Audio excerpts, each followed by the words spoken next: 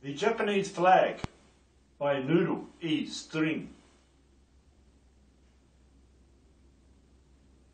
Some time ago, Japan was preparing for war.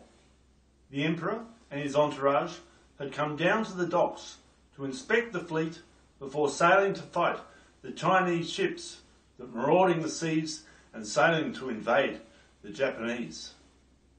Now, Emperor Yang and his princess Yin Bing had recently given birth to a son, all-seeing, and so the family had come down to the pier to give the fleet blessing, for the battle was near.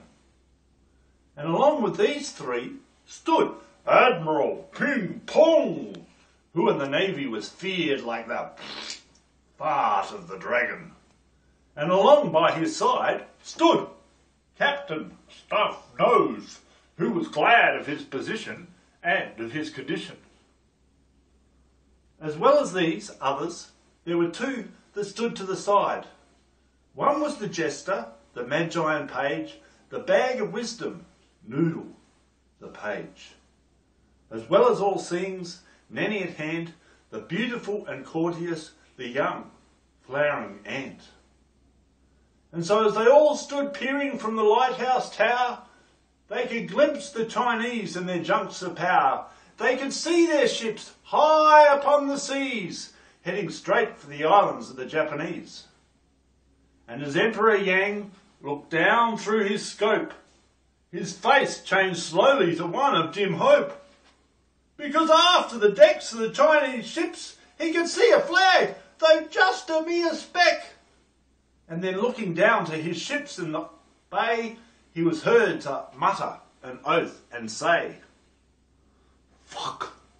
We have no flags to show who we are! The Chinamen will see us and just start to laugh."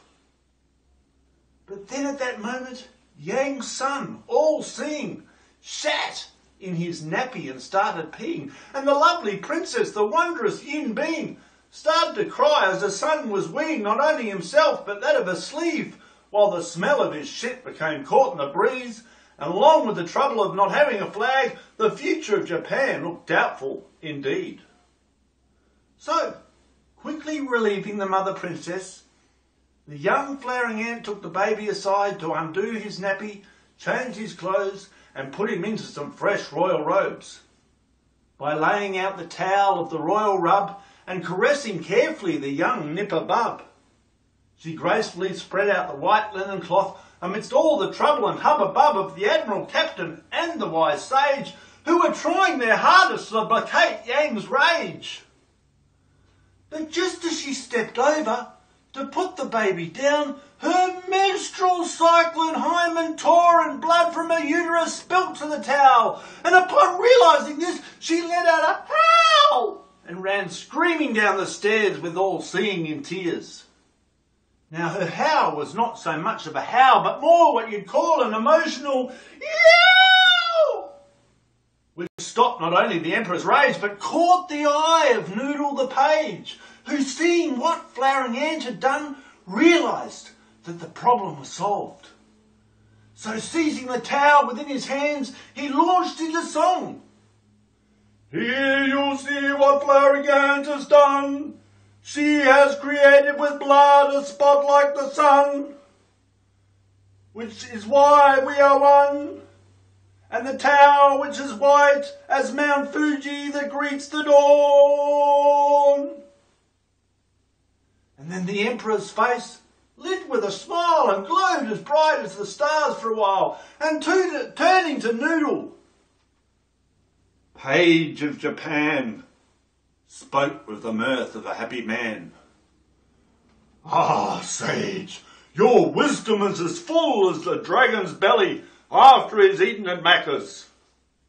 Your mind is as sharp as the beat of an eagle's heart. Now we are ready to go into war, so let us prepare by raising the flag. The sun in the sky is how we will live, and like blood on the towel is how they will die.